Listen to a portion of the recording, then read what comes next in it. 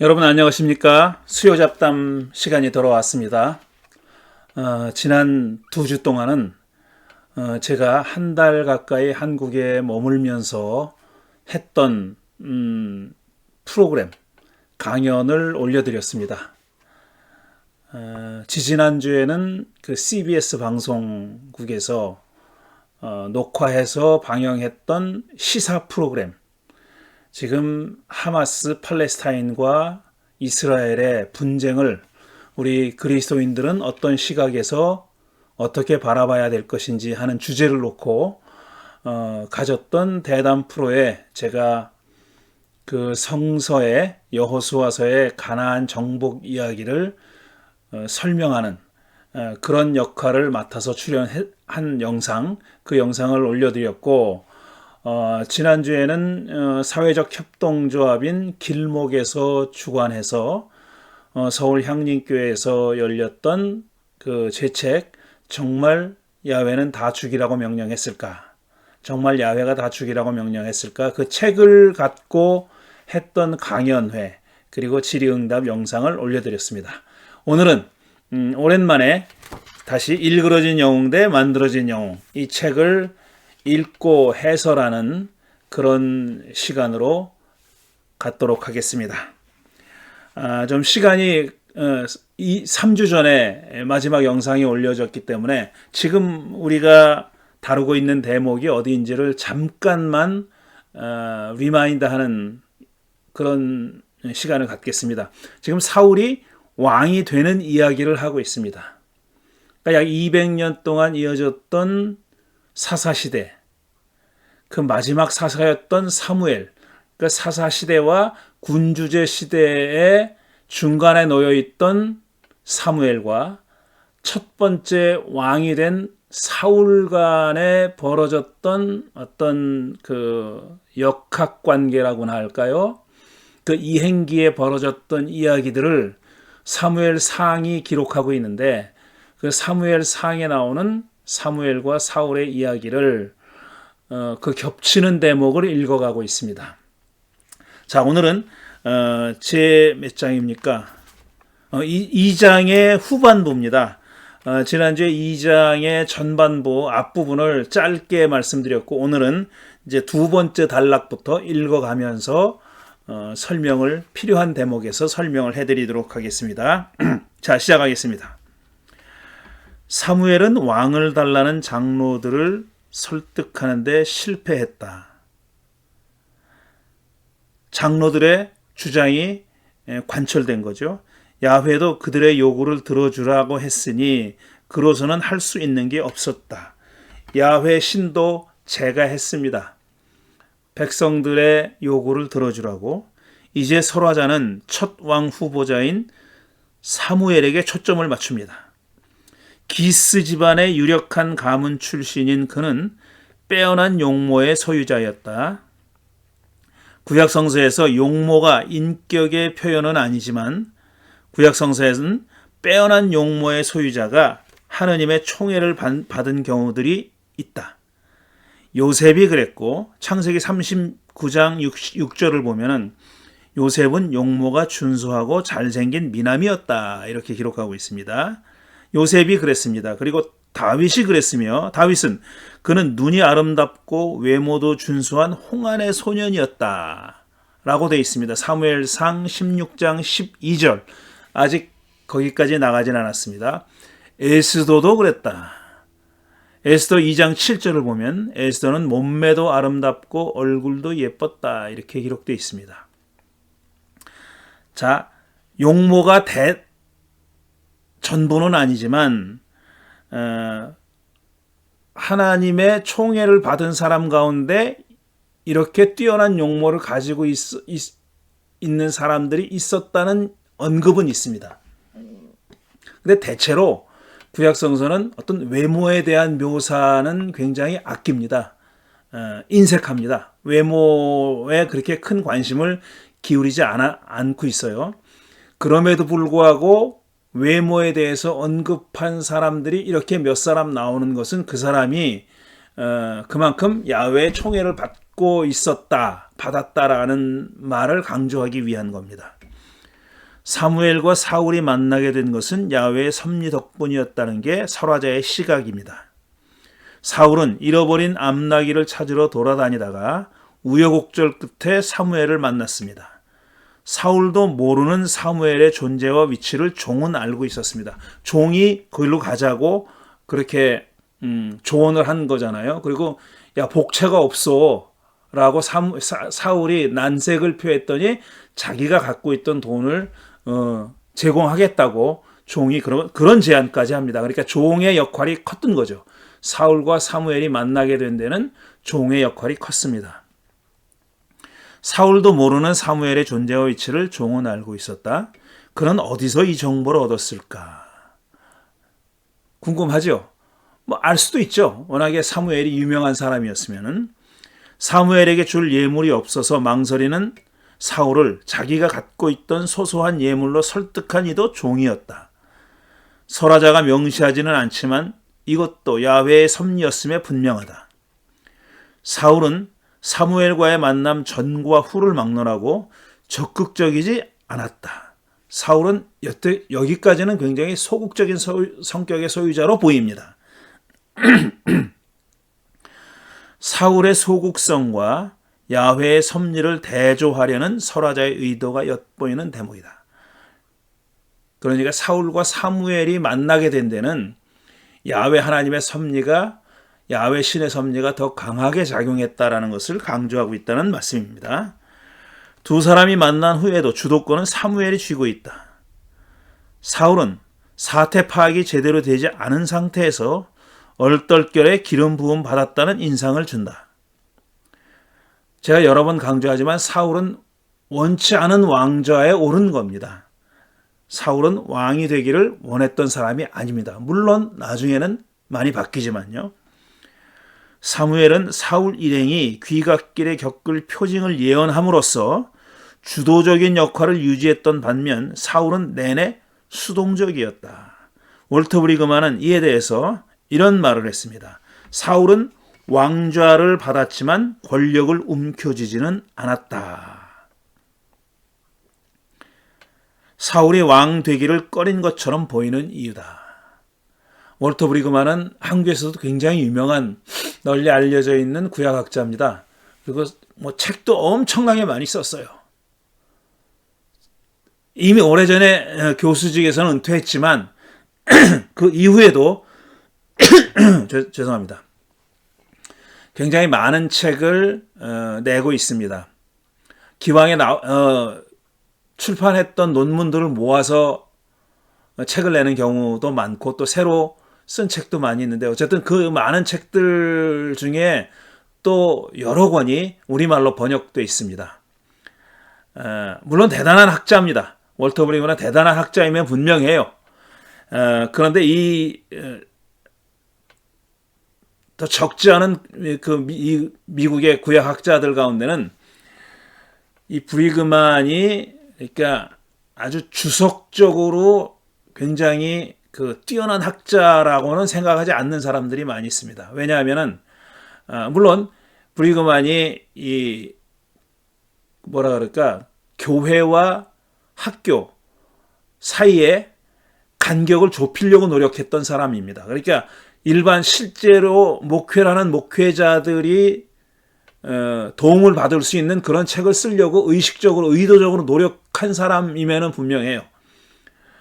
그거는 맞지만 학문적으로 철저하게 학문적으로 연구한 어떤 그 연구서나 논문 가운데도 근거가 좀 박약한 충분하게 근거를 대지 못하고 주장하는 경우가 많이 있습니다. 그래서 비판하는 학자들도 많이 있습니다. 사무엘과 사울 두 사람만이 행한 첫 번째 즉위식은 은밀하게 이루어졌고 제의적인 사건으로 표현됐다. 제가 브리그만에 대해서 너무 부정적으로 말씀드린 것 같은데 그렇지만 이분이 기여한 바가 큰 거는 누구도 부정할 수 없습니다. 저서가 많아서도 아니고 많아서만이 아니라 그 많은 저서들 가운데 정말 반짝이는 내용, 기발한 내용이 들어 있습니다. 굉장히 창의적이고 기발한 그런 내용들도 많이 들어 있습니다. 그리고 표현도 굉장히 멋있게 합니다. 정말 멋있는 글을 쓰는 분이죠. 사무엘이 산당으로 사람들을 초대해서 벌인 잔치도 사울 일행을 배웅하면서 둘만 따로 가진 기름 부음 의식도 모두 제의적인 성격이 강하다. 그러니까 하나님 앞에서, 야훼 신 앞에서 제사를 드리는 어떤 의식인 것처럼 그렇게 행해졌다는 뜻입니다. 기름 부음 의식은 권위와 힘을 부여하는 의식이자 기름 부음을 받는 자가 그 직책의 정당성을 가진다는 것을 확인하는 의식입니다. 이건 눈에 보이지 않는 야훼 신이 주관하는, 개입하는, 주도하는 그런 의식으로 인정받았습니다. 이런 의식은 장로들이 왕을 요구한 이유와는 거리가 있게 표현되어 있습니다. 이게 장로들의 요구와는 무관하게 벌어지고 있다는 인상을 준다는 얘기입니다. 사울의 왕위 즉위에 대한 이와 같은 성격 규정은 나중에 벌어질 사건들을 이해하는 데도 중요한 역할을 합니다. 이 얘기는 나중에 더 자세하게 하도록 하겠습니다. 보충 자료입니다. 학자들은 사울이 왕, 히브리어로 멜렉입니다. 왕으로 기름 부음 받은 것이 아니라 영도자, 히브리 말로는 나기드입니다. 그런데 개정 성서는 지도자로 번역했고 공동 번역 성서는 수령으로 번역했습니다. 히브리 원어로는 나기드, 저는 영도자로 번역한 새 번역 성서를 따르고 있는데 영도자로 부름받았다고 둘을 구별합니다. 그러니까 멜렉으로 기름 부음 받은 게 아니라 멜렉이 되려면 기름 부음 받아야 됩니다. 이스라엘에서도. 근데 사울이 기름 부음 받은 거는 여기서는 나기드로 기름 부음 받았다고 표현되어 있다는 겁니다. 멜렉이라는 말이 등장하지 않는다는 얘기죠. 구약성서 맞소라 본문에서 나기드는 모두 44번 사용됐는데 사무엘상, 열왕기 하에, 그러니까 사무엘상, 사무엘하, 열왕기상, 열왕기하, 그러니까 이스라엘과 유다의 역사를 다룬 책이죠. 거기서는 이미 왕이 됐거나 장차 왕이 될 사람에게만 이 단어가 적용됐습니다. 나기드가 그럴 때 사용됐다는 겁니다. 나기드는 왕을 의미하는 멜렉과 동의어는 분명 아닙니다. 누군가를 나기드로 지명하는 이는 대개 하느님이지만 다윗과 르호보암은 자기 아들인 솔로몬과 아비야를 각각 나기드로 지명했습니다. 나기드는 첫째, 군주제 이전에는 지도자를 지칭할 때 사용된 적이 없습니다. 제가 여기서 첫째, 둘째, 셋째, 넷째 이렇게 얘기하는 내용은 밑에 나와 있지만 매틴저라는 사람이 킹 앤드 메사이아라는 책에서 나기드에서 설명하는 부분을 가져온 겁니다. 첫째, 군주제 이전에는 지도자를 지칭할 때 사용된 적이 없고요. 둘째, 제왕 시편에서는 사용되지 않았습니다. 거기는 다 멜렉을 씁니다. 셋째, 사무엘은 다윗에게 기름 부었을 때 이 말을 쓰지 않았습니다. 사울에게 대해서만 적용하고 있어요. 넷째, 다윗은 북이스라엘 왕이 됐을 때는 이 말이 사용됐지만 남유다의 왕이 됐을 때는 이 말이 쓰이지 않았습니다. 이로부터 미루어 볼 때 이 나기드라는 말은 북왕국 전통에서 사용된 말일 것이다 라고 추측할 수 있습니다. 남유다가 아니라 북왕국 북쪽 지파들에게서 통용됐던 말이라고 추측할 수 있다는 거죠. 나기드는 본래 세속적인 지도자를 칭할 때 사용됐다가 나중에 지명의 주체가 하느님이 되면서 신학적인 의미로도 쓰였다, 전용됐다라고 추측할 수 있습니다. 이상의 내용은 매틴저라는 사람이 쓴 책에 나오는 내용입니다. 계속하겠습니다. 사울 일행이 귀갓길에서 예언자 무리를 만나 황홀경 예언을 했던 일에는 중요한 의미가 있다. 사무엘은 이건 이제 사무엘이 예언했고 너가 이제 사울이 내려가면서 이런 엑스타시 속에서 황홀경 가운데 예언하는 한 무리를 만날 것이다. 이런 예언을 했어요. 근데 그 예언대로 이루어졌습니다. 사무엘은 사울에게 야훼의 영이 강하게 내려서 그가 예언자 무리와 함께 춤추고 노래하고 예언하면서 전혀 딴 사람으로 변할 것이라고 예언했습니다. 그러니까 전혀 딴 사람으로 변할 것이라는 말에 제가 따옴표를 해놨잖아요. 전혀 딴 사람이 된다는 얘기예요. 전혀 딴 사람. 사울 일행이 귀갓길에 오르려는 순간 하느님이 사울에게 새 마음을 주었다고도 했습니다. 이 구절을 보면은 10장 9절을 보면은 새 마음, 우리말 성경에 새 마음으로 번역했는데 히브리어로 직역하면 다른 마음입니다.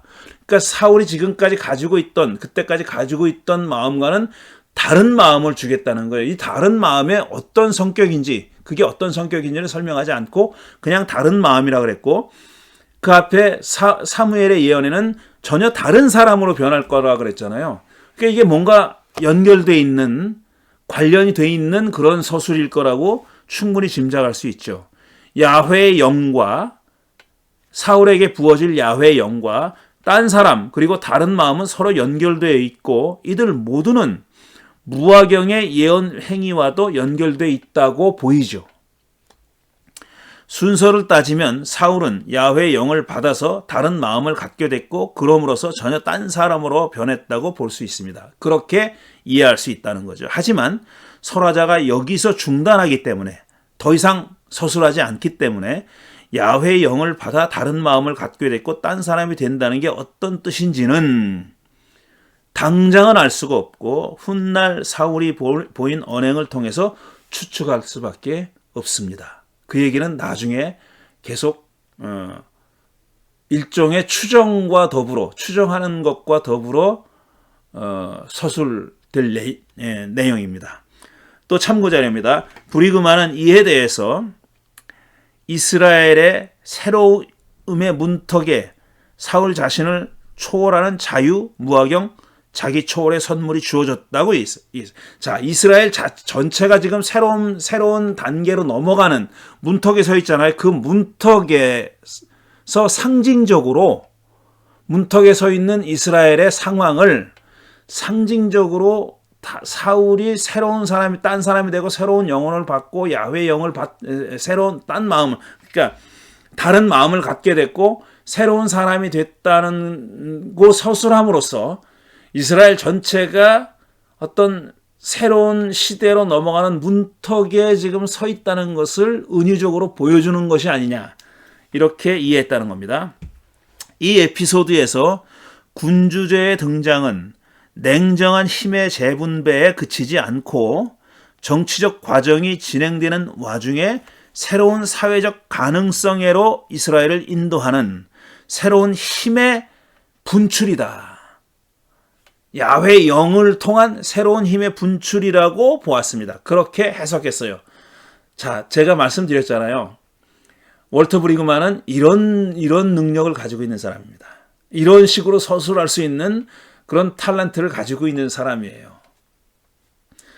그렇게 볼 수 있는 근거가 뭐냐? 박약하죠. 그러나 그렇게 볼 수 있는 근거가 그렇게 볼 수 있죠. 그리고 그런 해석이 우리를 그럴 수 있겠구나 라고 동의하게 그렇게 만들죠. 그런 힘이 월터 브리그만에게 있습니다. 브리그만의 상상력 넘충만한 해석에는 주석적 진실과 허구 사이를 묘하게 넘나드는 묘미가 느껴진다. 이건 제 평가입니다. 자, 문제되는 대목은 10장 7절과 8절이다. 사무엘은 사울이 야훼의 영을 받아 예언자 무리와 함께 무화경 예언을 하는 것은 하느님이 사울과 함께 하신다는 증거이니 하느님이 인도하는 대로 마음대로 따라 하라고 말했다. 그러니까 영어로 표현하면 Do whatever you see fit to do, for God is with you. 하나님이 너와 함께 하니까 네가 옳다고 생각하는, 적절하다고 생각하는 그대로 뭐가 됐든지 그렇게 행하라. 이렇게 말한 겁니다. 이제 하느님이 사울의 든든한 배경이 됐으니 사울은 스스로 옳다고 여기는 일을 하라는 뜻으로 들리죠. 그렇게 보이죠. Do whatever라 그랬으니까 뭐가 됐든지 간에 하라고 그렇게 얘기했잖아요. 사울에게 무엇이든 할 수 있는 자유가 주어졌다는 의미입니다. 하지만 바로 다음 절에서 사무엘은 사울에게 이렇게 명령합니다. 그대는 나보다 먼저 길갈로 내려가십시오. 그러면 나도 뒤따라 그대에게 내려가서 번제와 화목 제물을 드릴 것이니 내가 갈 때까지 이래 동안 기다려 주십시오. 그때 가서 하셔야 할 일을 알려드리겠습니다. 바로 앞에서는 do whatever 라고 그랬잖아. 네가 원하는 건 뭐든지 하라. 그래 놓고 지금은 명령을 합니다. 이래 동안 기다려라. 이게 사실 나중에 밝혀지면 전쟁 상황입니다. 전쟁 상황이에요. 그런데 전쟁 상황에서 전쟁 상황이라는 언급은 여기 없어요. 암시도 없어요. 그냥 일반적인 제물을 드리는 것처럼 그렇게 표현되어 있죠. 이래 동안 기다려라. 이렇게 얘기했어요. 이게 나중에 문제가 되는 그런 명령입니다. 사무엘은 바로 앞에서 한 말을 뒤집어 버렸다. 하느님이 사울과 함께 계시니 마음대로 하라고 해놓고 곧바로 어디서 언제 무엇을 하라고 명령했다. 방금 했던 말을 이렇게 뒤집어 버리니 학자들이 이 대목을 해석하기가 쉽지 않은 것도 당연하죠. 이 모수는 훗날 두 사람을 갈라놓는 계기가 됩니다. 13장에 나옵니다. 이에 대해서는 나중에 자세히 살펴보겠다. 사울이 제비 뽑기로 왕이 되었다는 얘기는 우화처럼 들립니다. 이건 무슨 이솝 우화처럼 들리는 얘기예요. 그는 백성들을 미스바에 모아놓고 제비 뽑기를 시행했다. 현대인에게는 동화 같은 이야기지만 실제로 고대 중동 지역에서는 중대한 문제를 제비 뽑기로 결정한 경우가 드물지 않았다. 백성이 사울을 왕으로 선택한 것이 아니라 야훼가 선택했음을 보여주는 한 방법이다. 그러니까 제비를 뽑아서 어떤 것이 나오더라도 그게 신의 뜻이기 때문에 그렇게 나오는 거다. 주사위를 굴려서 뭐가 나오든지 간에 신이 거기에 개입해서 그 표식이 나오도록 한다. 이런 믿음이 있었다는 겁니다. 그래서 제비 뽑기를 했다는 거죠. 의식을 이끈 사무엘의 위상도 설화자의 관심사 중에 하나입니다. 이 의식을 사무엘이 주관해서 주도적으로 하거든요. 여전히 지금 권력은 사무엘의 편에 있는 겁니다. 보충자료, 구약성서에도 제비 뽑기가 여러 번 등장한다. 벌어진 일의 원인 제공자를 골라낼 때 여호수아 7장의 아간, 그러니까 여리고성에서 물건을 빼돌려서 헤렘의 법칙을 명령을 어긴 사람이 아간인데 그 누가 어겼는지를 찾아낼 때 제비 뽑습니다.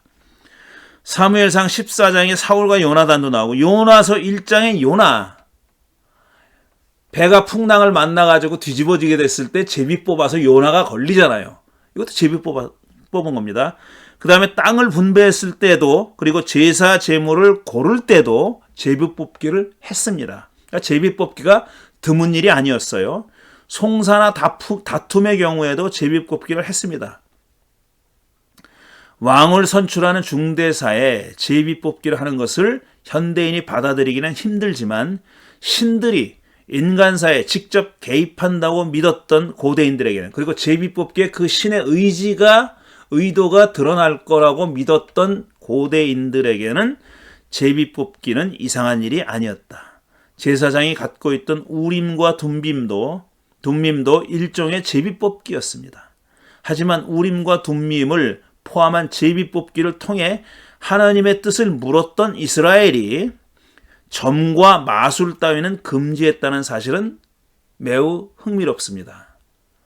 이건 되고 저건 안 되는 겁니다. 근데 우리가 보기에는 둘 다 성격이 같아요. 이 둘이 성격이 같아요. 그런데 어떤 제비 뽑기는 인정하고 또 어떤 제비 뽑기는 점치는 일은 금지한 겁니다. 사울도 무당과 박수를 이스라엘에서 내쫓았다고 28장 3절에 기록되어 있습니다. 이 얘기는 또 나중에 나옵니다. 엔돌의 무당을 찾아가죠.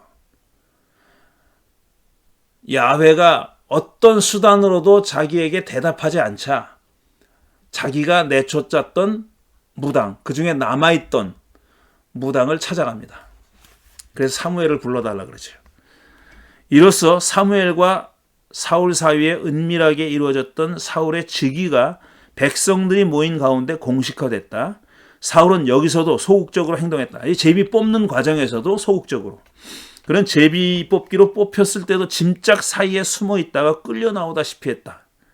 싫다는 사람을 억지로 왕좌에 앉힌 것이다. 이런 사울이 나중에는 지독하다 싶을 정도로 왕좌에 집착했습니다.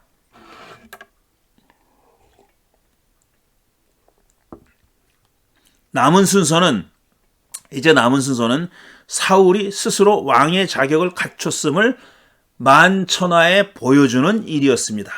자, 이게 이스라엘에서 지도자를 선출하는 과정은 3단계입니다. 처음 지명을 해요. 지명이 돼요. designation. 지명을 해서, 근데 지명된 사람, 그 지명으로 끝나는 게 아닙니다. 지명된 사람이 자신의 능력을 보여줘야 돼요. demonstration 해줘야 돼요. 보여줘야 돼요. 그렇게 데몬스트레이션 해가지고 능력이 검증된 다음에 confirmation, 인증해 줍니다.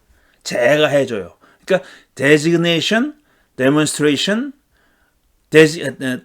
confirmation 이 세 과정을 거쳐야 비로소 지도자로 옹립되게 되는 겁니다.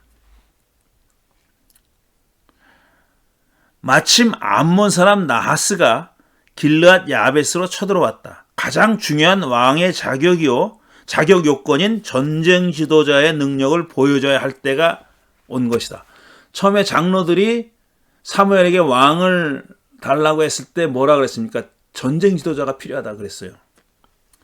그런데 사울이 밭에서 소를 몰고 오다가 나하스의 길르앗 야베스 침공 소식을 들었다는 서술은 독자들을 의아하게 만든다. 왜냐하면 왕으로 이미 옹립됐잖아요, 앞에서. 그런데 그 왕이 여전히 지금 밭을 갈고 왔다고 하니까 우리 생각에는 이게 말이 되나 싶죠. 왕이 됐다고 서술돼 있는데, 지명받았다고 서술돼 있는데 지금 농사를 짓다 왔다는 얘기입니다. 왕이 밭에서 소를 몰고 왔다는 이야기가 수긍이 가지 않기 때문이다. 자, 보충 설명. 왜 이런 설명이 이런 서술이 되어 있는지. 학자들은 사울의 즉위 이야기에 여러 자료가 혼합되어 있기 때문이라고 주장한다. 이렇게 세 번에 걸쳐서 즉위식을 한 것도, 사무엘은 3번에 걸쳐서 즉위식을 한단 말이에요. 즉위식을 한 것도 이런 이유 때문이다. 자료가 혼재되어 있기 때문에. 사울이 여러 번 즉위식을 가졌던 이유도 다수의 자료가 공존하기 때문이라는 것이다. 11장에는 암몬 족속을 물리친 후에 길갈에서 왕위에 오른 이야기가 나옵니다.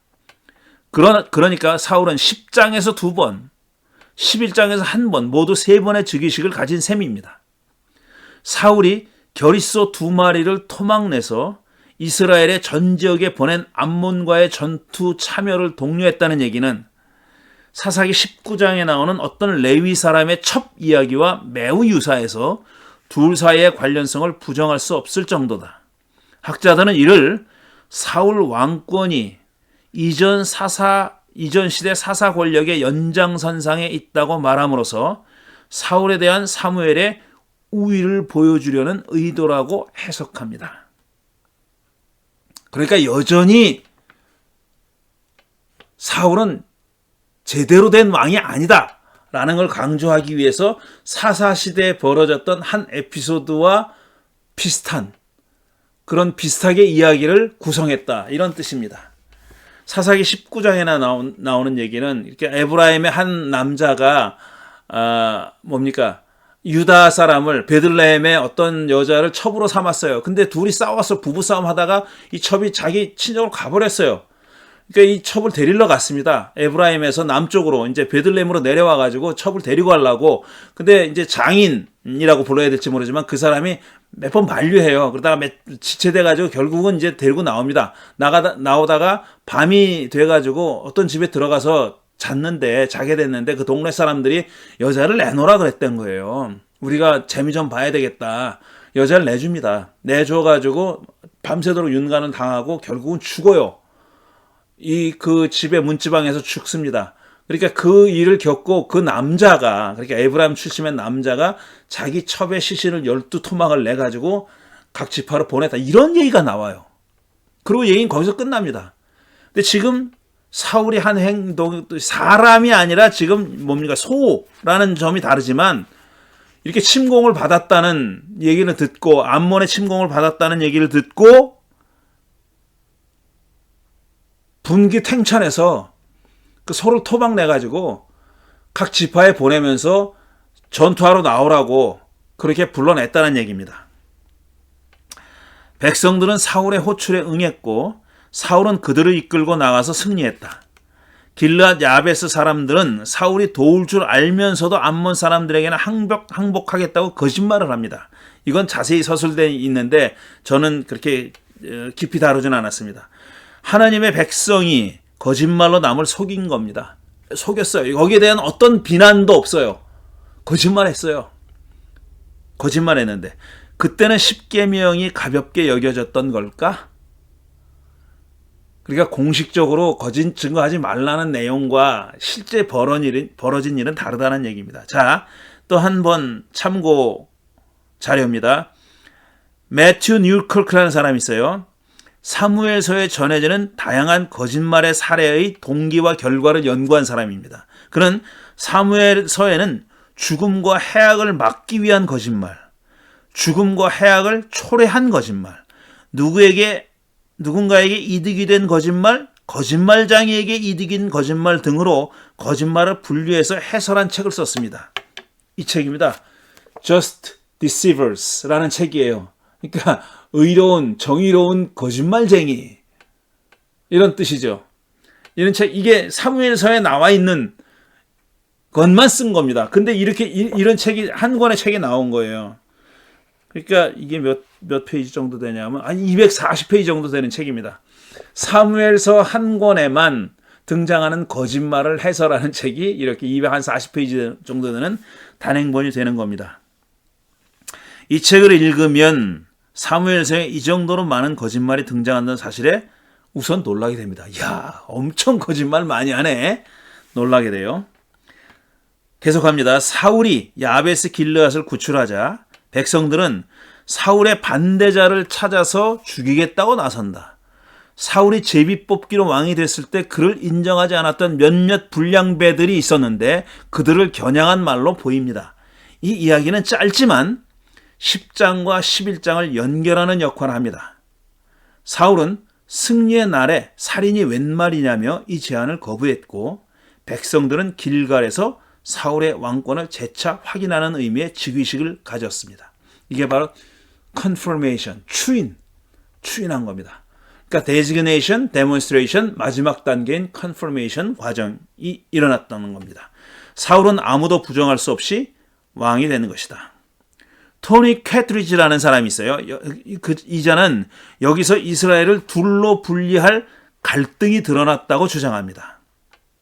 사울 지지자들은 사울 집안처럼 부유한 사람들이고 다윗 지지자들은 가난한 사람들이었다는 것이다. 하지만 다윗 역시 사울 못지않게 유력한 집안 출신이므로 출신 배경만으로 둘을 나눌 수는 없어 보입니다. 이건 제 생각입니다. 둘이 한 사람은 부자 출신, 한 사람은 가난한 출신 아니에요. 그렇지 않아요.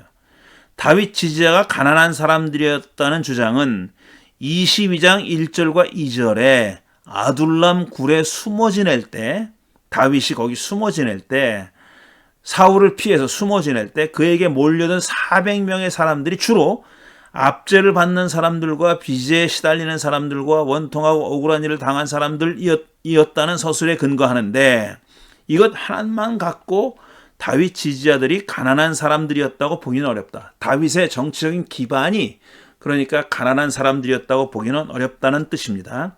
사울이든 다윗이든 안정된 왕권이 자기들에게 도움이 된다고 여겼던 집단이 자기들을 지지하고 후원했다고 보는 것이 옳다고 생각된다. 그러니까 누가 어떤 자기들한테 도움이 된다고 여기는 사람을 지지한다는 겁니다. 어떤 집단이 됐든 부자는 그러니까 부자들에게 도움이 된다고 여긴 사람을 지지하는 법이고 가난한 사람들은 저 사람을 지지해서 선출하면은 우리에게 도움이 되겠다. 그러니까 일종의 계급적인 이해가 담겨 있다는 얘기입니다. 그렇게 봐야지 어떤 출신 배경만 가지고 볼 수는 없다는 겁니다. 가난한 출신 사람이 부자들을 위한 정책을 펼 수도 있고 반대도 가능하다는 얘기죠. 월터 브리그만도 카트리지와 비슷한 주장을 펼칩니다. 이게 너무 이분법적이에요. 이건 정말 현대인의 자기 해석자의 시각이 너무 깊이 투영되어 있는 게 아닌가 하는 그런 의심을 합니다. 이제 이야기의 초점은 사무엘에게로 향한다. 12장에서 사무엘은 다시 긴 연설을 했는데 요점은 세 가지다. 첫째로 자기는 사사직책을 정당하게 수행했다는 것이고 자기 합리화. 둘째는 과거 역사를 회고하면서 백성들이 줄곧 야훼를 배신하고 이방 신들을 섬겨오더니 급기야는 왕을 요구했다는 것이고 백성들을 비판한 겁니다. 셋째로는 앞으로도 왕과 백성들은 야훼에게 순종해야 한다는 것이다. 아직까지 그렇게 살아왔지만 그래서 왕을 달라고 해서 왕을 세워줬지만 그래도 여전히 왕과 백성들은 야훼의 명령을 순종해야 된다. 이렇게 권고하는 내용입니다. 그는 야훼가 백성들을 버리지 않을 것이라며 이렇게 약속합니다. 이 내용이 중요합니다. 나는 당신들이 잘 되도록 기도할 것입니다. 내가 기도하는 일을 그르친다면 그것은 내가 하느님께 죄를 짓는 것입니다. 그런 일은 없을 것입니다. 오히려 나는 당신들이 가장 선하고 가장 바른 길로 가도록 가르치겠습니다. 그랬어요. 이 많은 학자들이 이 12장에 사무엘이 한 긴 연설을 고별연설이라고 이름을 붙여요. farewell speech라고 합니다. farewell speech. 고별연설이래요. 고별연설로 이해하지만 연설의 내용으로 보거나 그 이후에 그가 한 행동으로 보아도 이는 고별연설이 아니었다. 고별 안 했습니다. 아직. 그는 백성들을 계속해서 가르치겠다고 말했으니 은퇴하지 않겠다고 말한 것이나 다름없다. 은퇴 목사가 계속 개입하는 거나 마찬가지입니다. 사무엘의 연설은 모세의 고별 연설, 신명기 전체나 여호수아에서의 여호수아 23장, 24장 나오는 그 모세와 여호수아의 고별 연설과는 성격이 달라요. 모세와 여호수아는 진짜 고별합니다. 그리고 죽어요. 그렇지만 사무엘은 사울과 갈등 관계를 유지하면서 한동안 활동을 계속했습니다. 자, 다시 토니 카트리지. 이스라엘은 왕을 갖고서도 여전히 야훼에게 충실할 수 있을까? 군주제와 모나키와 신정정치의 데오크라시. 신정정치는 서로 배타적인가? 서로 공존할 수 있을까? 하나님과의 관계에서 왕의 역할은 어떻게 정의될 수 있을까? 등이 이런 신학적인, 정치적이고도 신학적인 주제가 바로 사무엘서에 나오는 이 사무엘 연설의 주제라고 주장하고 있습니다. 그런 질문을 던지고 있다는 겁니다. 이 독자들에게 그런 질문을 던지고 있다는 얘기입니다. 연설의 내용을 정확하게 파악한 서술로 저는 생각하고 있습니다. 두 번째 단락이 이로써 끝납니다. 세 번째 단락을 다 하려고 그랬는데 아직도 한 4페이지 정도가 남아있네요. 오늘은 여기서 마치도록 하겠습니다. 앞으로 수요 잡담을 너무 길지 않게 하려고 생각합니다. 2장을 이렇게 3번에 나눠서 하는데 이게 중요한 이행기이기 때문에 그렇습니다. 이게 2장이 지나면 이제 본격적으로 사울이 왕이 된 후에 벌어진 일들을 얘기하게 됩니다. 2장은 그 이행기에 있었던 사무엘에게서 사울로 권력이 이양되는 시기에 벌어졌던 일들, 그 둘 사이에 있었던 관계, 역학관계, 또 갈등 이런 것들에 대해서 2장에서 서술했는데 오늘은 여기까지만 하고 세 번째 단락은 다음 주에 계속하도록 하겠습니다. 여기서 마치겠습니다. 감사합니다.